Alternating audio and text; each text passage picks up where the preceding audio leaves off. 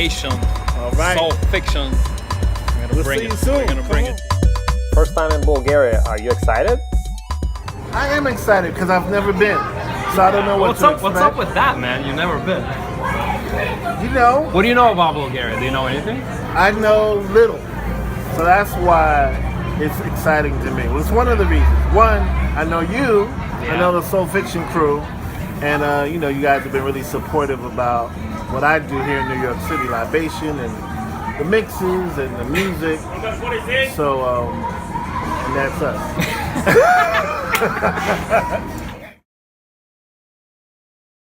I don't really know a lot about Bulgaria.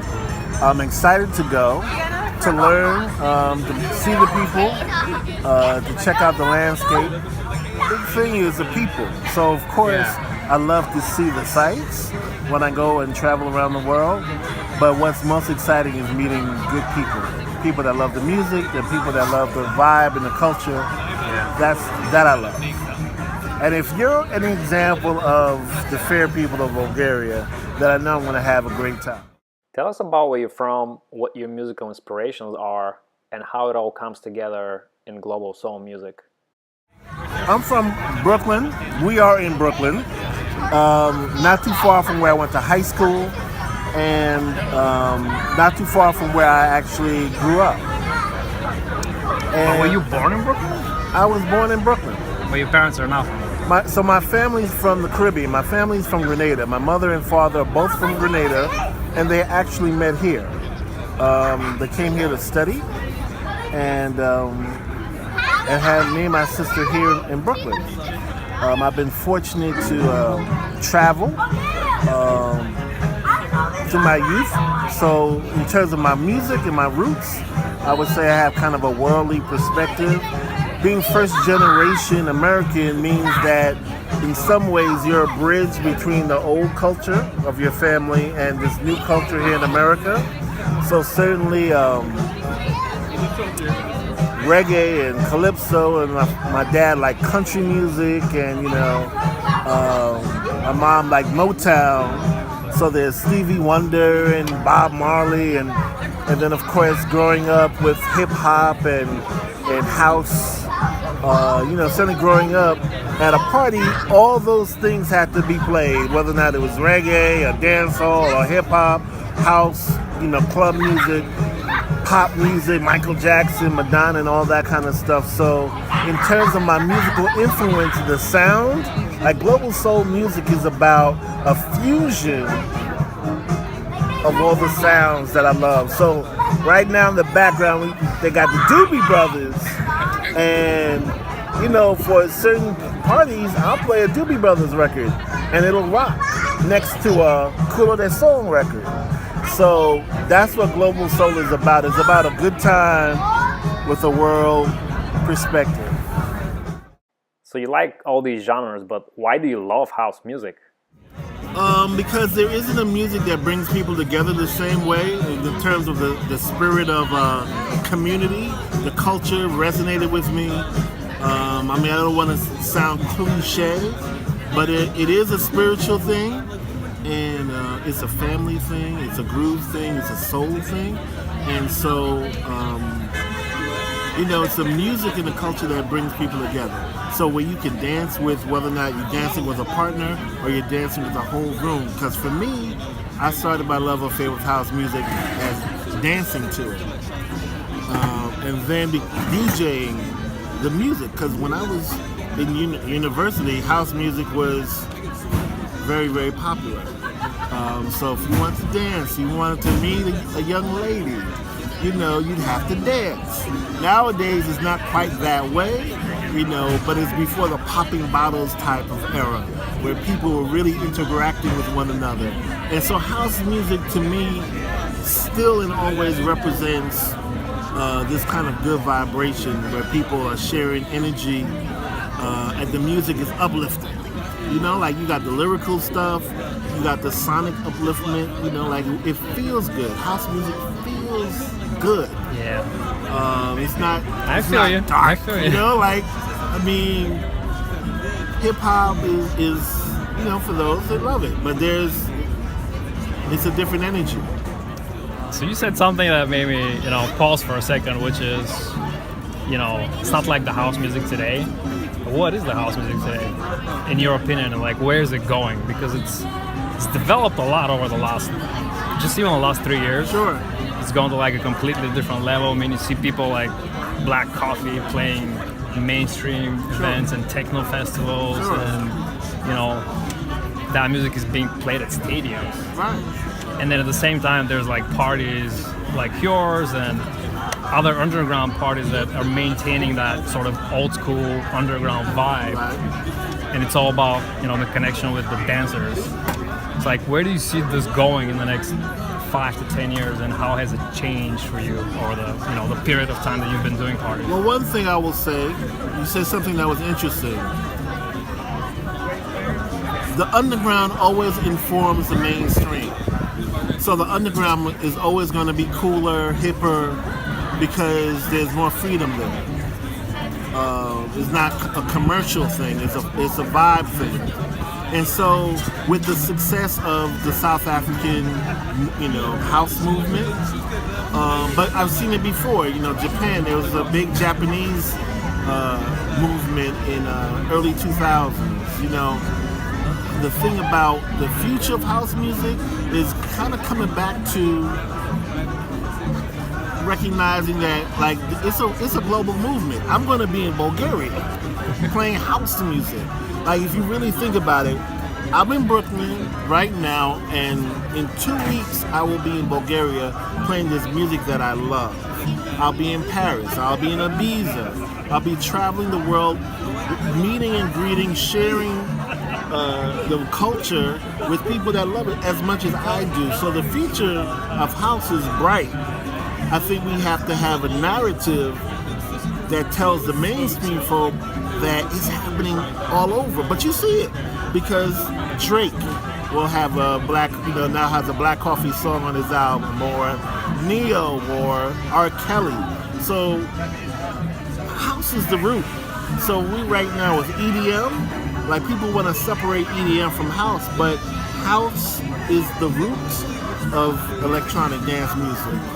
So the future is bright. When I was coming up, people were dancing, Michael Jackson, Prince, and all of that. And if you wanted to go deeper, you wanted to be a little cooler, a little hipper, then maybe you go check out some Marshall Jefferson, or maybe you listen to Blaze,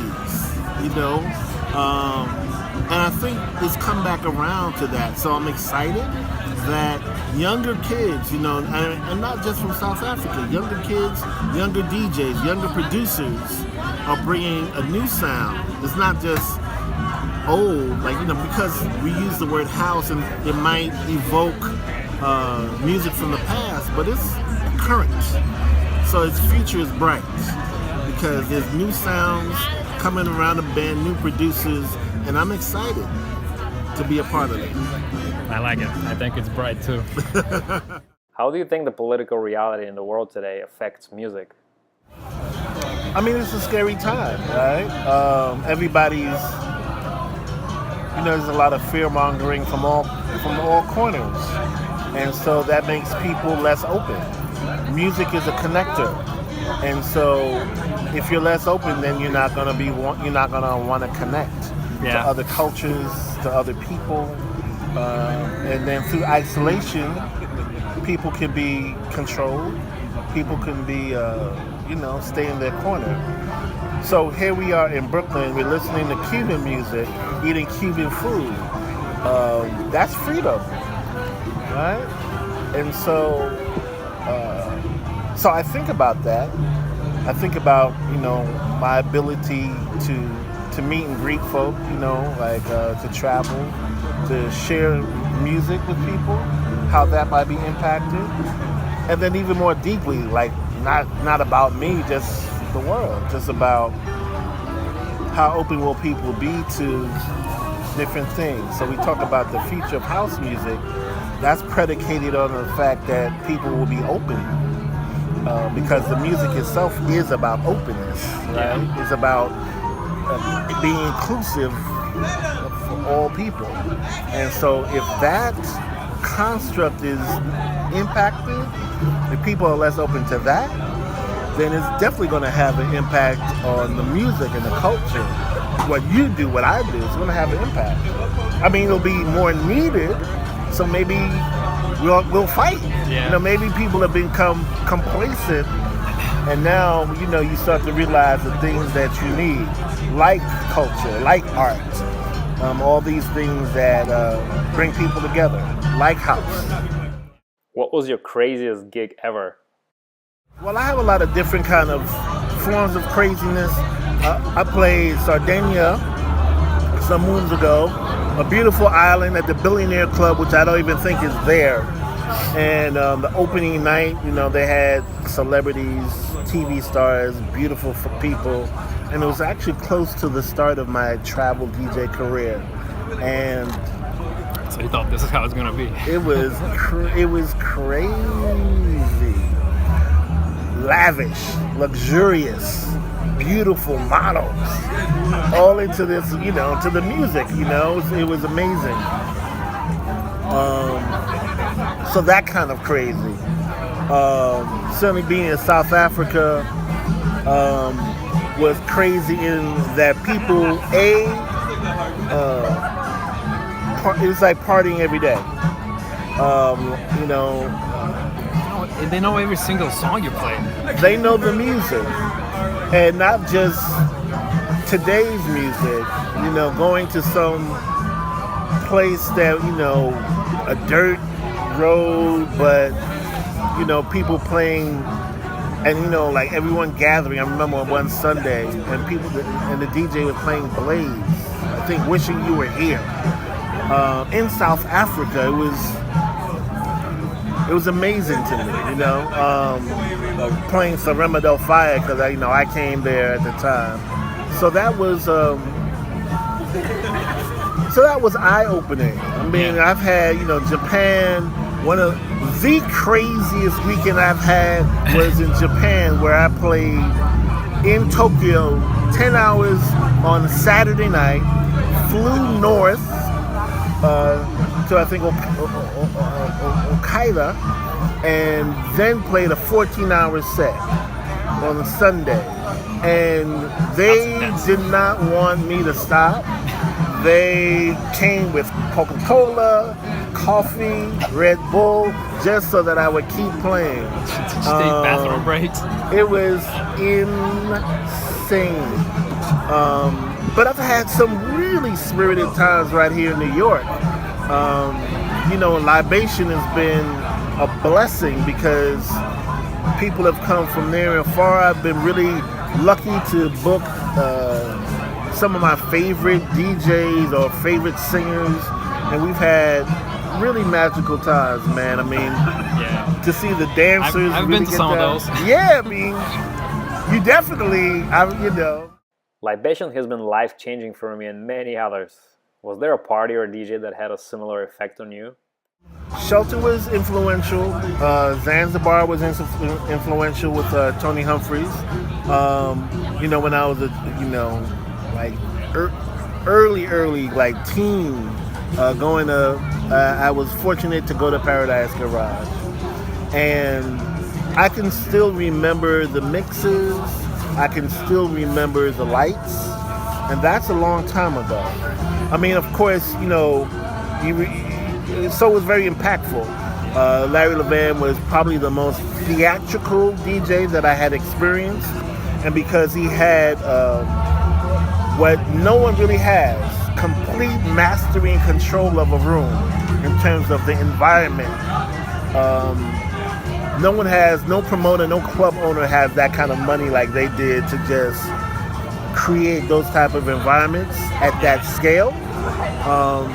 You know, that whole era with all the clubs that in New York City where clubbing was so big.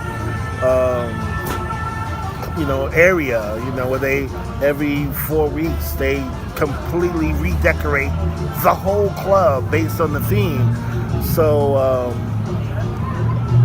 but musically, you know, all those, when the DJs just played the music, it was before genre-specific parties, you know, they just were going to the club and you were hearing club music. So, you know, that Blaze song, you know, before there was house, you know. All those things were true. Before there was house, it was just club. But, I mean, I can think of, there are tons of parties. How did you get into producing music, and how is that different from your journey as a DJ? DJing started in college. I started doing college radio, and that's where the DJ thing started. The seniors really did the parties, and then when they graduated, you know, it's college. So we all pulled our records together, and I became like one of the main college DJs. So that's where the DJing thing started. I just loved DJing. I never thought I was going to be a professional DJ. I just loved it. The production stuff, I was influenced and encouraged by and mentored by Blaze. So Kevin Hedge and Josh Milan. Kevin Hedge has said, you know, for some reason he thought I could produce. And when someone like that sort of, you know, says, knights you, you know, you're a knight of the music, you know, round table, then you go do it. I was really lucky to know and a lot of people that made great records. Frankie Feliciano, Anthony Nicholson, Ron Trent, you know, Antonio Ocasio, tons of guys that were doing it already. And so producing music was like learning a new language. I loved music. I put on shows. You know, I started a nonprofit arts organization called the Tea Party. So there was Erykah Badu and Mos Def, and a whole other side of my life that I was just doing events. But producing music, it's just like learning another language. And I played piano a little bit when I was a kid and all of that. And it was hard work. How do you make it work? Like when you go into the studio, is it you have something planned and you execute it, like you know you're gonna lay down this beat and these are the instruments that I want in, or is it more of a jam and more improvised? You just go into the studio and you know, whack out a beat and then you send it to a singer, or? I don't think there are rules, you know. Like I try to be goal oriented, so if I know I want to, you know, I knew I wanted to produce some music. So like the first record I did was a project for West End Records called the Island Life EP with Carib's Leap, which happened to be a very successful play that all the time. record. And that was my first release. So the thing that success does is makes you want to work harder, make some more good records that people like. You know, at first you just make what you like. And I've been fortunate to sort of, my goal is not to put out a lot of records, but put out quality records. So, and I'm very much about collaboration. So I've worked with incredible musicians, Chris Robb, Axel Tosca, Tiger Wilson, Maritri Garrett. The list goes on and on and on. I mean, because I'm, you know, a poet, you know, Life Starts Today, I actually wrote that. Found Myself, which was very popular and successful for me, I wrote those lyrics as well. So, Byron Moore, you know, just incredible people. So the whole studio experience for me is about collaboration.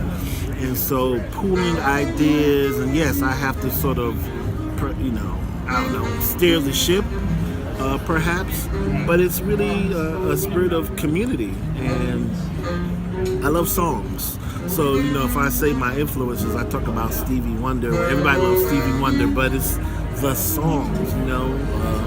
You know, Blaze, the songs.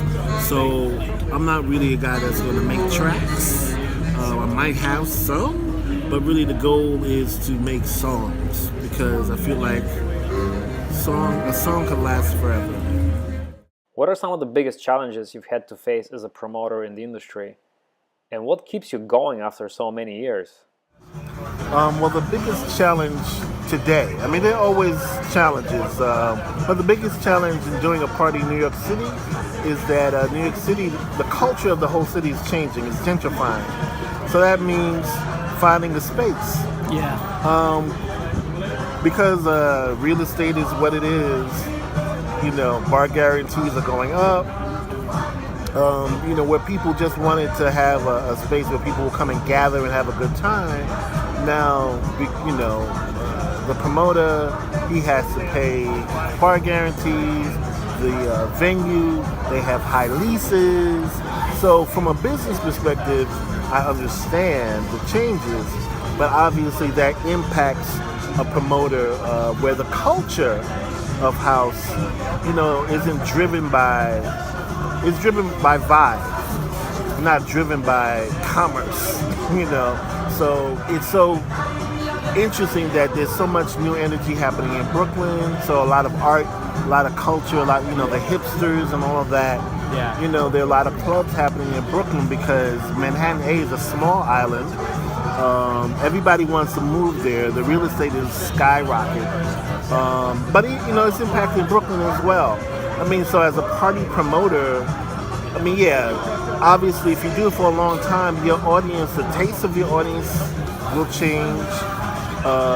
Everybody's getting older, their responsibilities, have increased. So, being able to stay relevant and current and still cool and hip and exciting, finding a venue, and being energized. Like when you start doing the thing, you're young and you just do it for the love, right? You do it because that's what you want to do. But then as you start to it evolves into a business, then you have to make business decisions. So what venue do you partner with? What partnerships do you have? What's the end game? What's the goal? And New York City nightlife, doing a party for 11 years, that's like dog years. That's what I was gonna say. It's amazing. So when we did our anniversary last week, the response was overwhelming. The energy, the feel of love, and appreciation, it gives you the desire, the energy to continue, right? Because it can be a grind, like any artistic endeavor. Do a theater company for 11 years. Do a production company for 11 years. Do anything. Have a cafe for 11 years. Basically when you're in your own business, you do it not just a daily event, you do it every day. Up until, and then afterwards. And then you're thinking about, well, how do you maximize the next thing? Yeah, you gotta pay the cost to be the boss. And that's what we do. We're paying the price to do the thing that we love. It costs. So the thing is that you have to make it look like, we're selling a good time, we're selling fun. But there are a lot of sacrifices that come with that too. Yeah. And just want to make that worth it. So house parties in New York have a very unique vibe. The crowd here feels like family to you. But how do you adapt your style to the audience when you play abroad?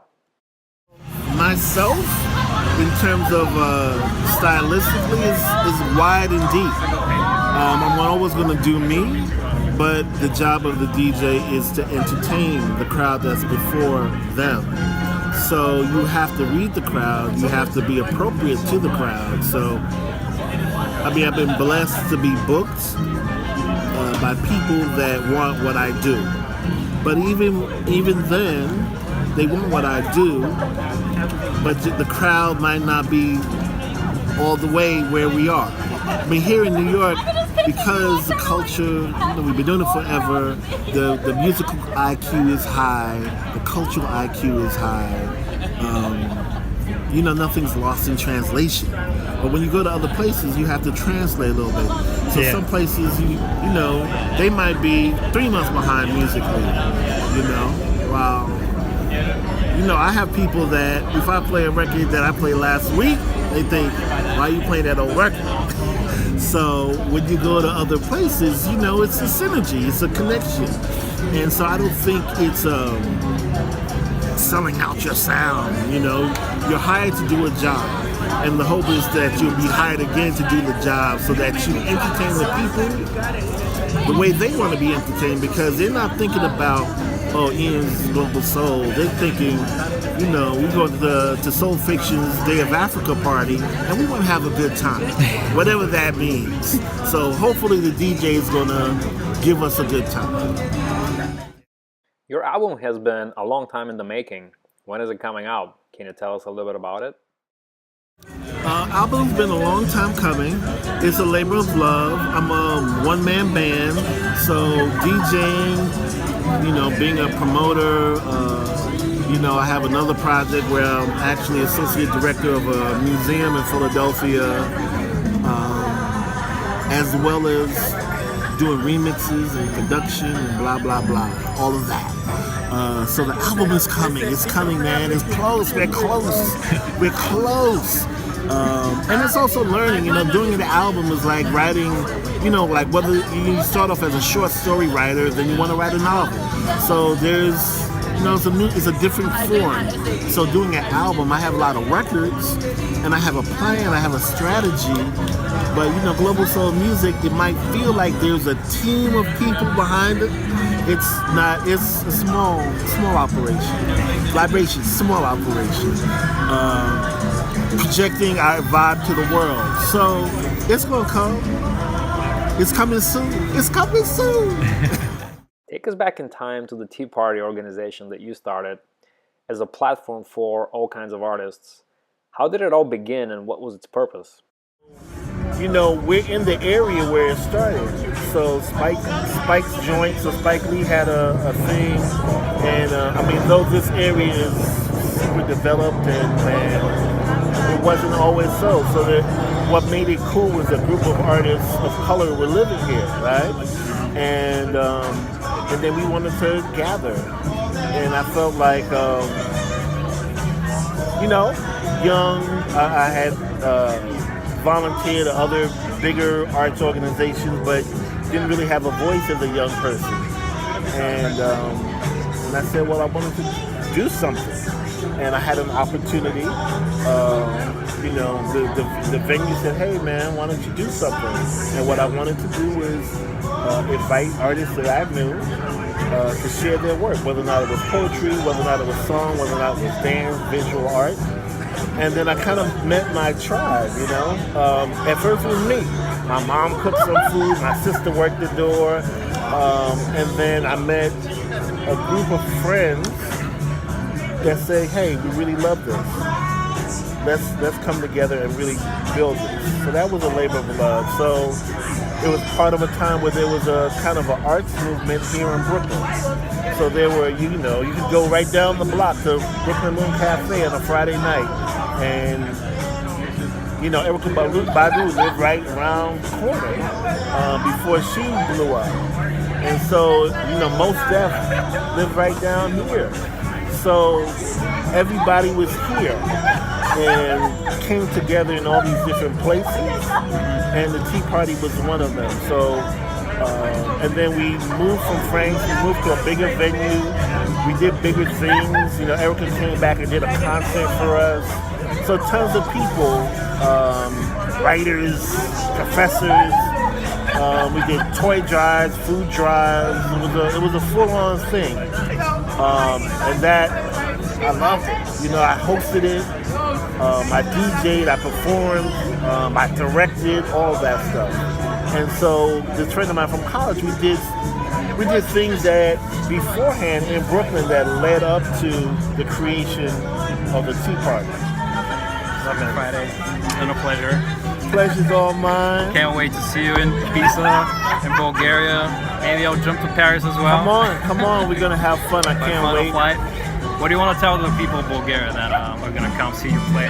What do you have prepared for them? Well, what I'm gonna say to the people of Bulgaria: come with an open mind, open heart. Come with your dancing shoes. We're gonna have fun. Come give me a hug. Come say what's up. I want to meet you. I want to know you. I want to have a good time with you. Thank you so much. I want to thank you in advance to Soul Fiction and the whole crew that's going to come down and have fun with us. Day of Africa at Culture Beat. Thank you, Culture Beat Club. I'm just happy. I'll see you soon. See y'all. Peace. Peace. Peace out from Brooklyn, New York. From Brooklyn. Brooklyn.